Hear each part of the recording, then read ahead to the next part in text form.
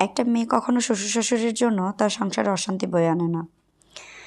অশান্তি শুধুমাত্র তার হাজব্যান্ডের জন্যই হয়।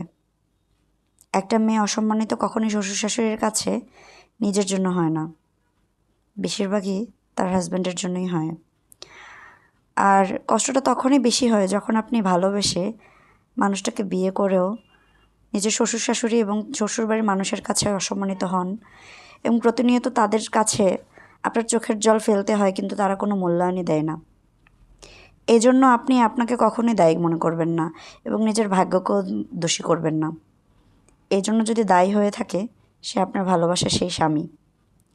এবং আপনার হাজব্যান্ডকে বোঝাতে হবে যে একটা মেয়ে সব কিছু ছেড়ে ছুড়ে স্যাক্রিফাইস করে যখন একটা মানুষের হাত ধরে, অনেক কিছু মানিয়ে নিতে হয়, যা একটা ছেলে কখনোই তার বিয়ে করা বউয়ের জন্য স্যাক্রিফাইস করে না এবং মানিয়েও নেয় না।